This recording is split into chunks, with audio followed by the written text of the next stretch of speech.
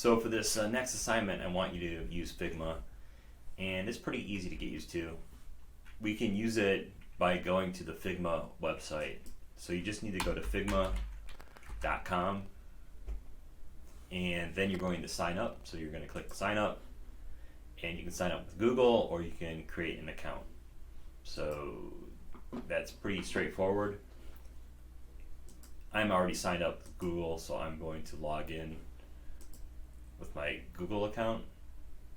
And by the way, when you do sign up, just get the free account for now. There's some other options, but I'm just using the free account. So this is all free. So once you do sign up, you'll see something similar to this page right here. Yours will be different. You might have some preset templates set up in this area.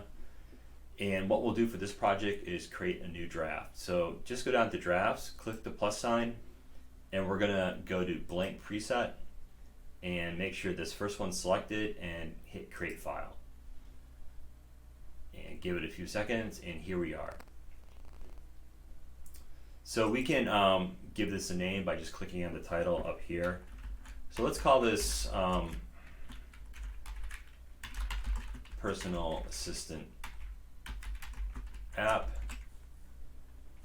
Layout, because we're just working on the layout. And what we're doing is creating a wireframe. We'll talk about wireframes in more detail, but this is going to be just a basic layout. So the idea with this project is we're focused on the iPhone for this app. You know, you could focus on all sorts of different types of devices, but we'll focus on the iPhone for now. And we want to create our screens. So we can use this frame tool up here. So if you hover over the menu bar, this horizontal bar, you'll see some icons. The one that is already highlighted in blue, that's basically your selection tool. It's called the Move tool in Figma. We want to use the next tool over called the Frame tool. And if you click on that and then you look all the way to the right, and this vertical bar going from top to bottom of the screen, you can already see there's options available to you. So for this project, we will pick the iPhone 11 Pro right here. You just click on that, and here's your iPhone screen. It's right there for you. Now we want to have 3 screens. So if we want to duplicate this screen, all you need to do is select it, hit Alt, and you'll get double cursors. You'll have 2 cursors, a black one, a white one on top of each other, and then shift and drag out, and you create your first screen.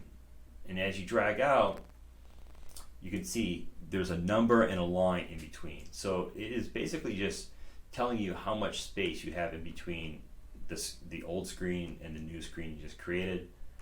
It says 135. I'm going to release and drag out again. And I think I moved that a little bit. It's actually 137. But when I drag out for that third screen, you can see that everything is nicely spaced out. So you'll see these lines appear. That's letting you align things and create some very nice spacing as you drag things out. So these are my 3 screens. And as I create these screens, in your left-hand side, going up and down, basically these are your layers. So the layers are created automatically. You'll notice every time you create something in Figma, it automatically creates a layer for that thing that you're creating, for that object that you're creating. Now, if you look at other applications like Illustrator or Photoshop, in those applications, you have to create the layers and then drag the object into the layers or draw in the layers. So the layers are not created automatically in most Adobe Creative Cloud applications, but in Figma they are. So you don't have to worry about creating layers. Every time you create something, it puts it in a layer for you and keeps it organized. So these are frames, but what we want to do is add stuff to the frames.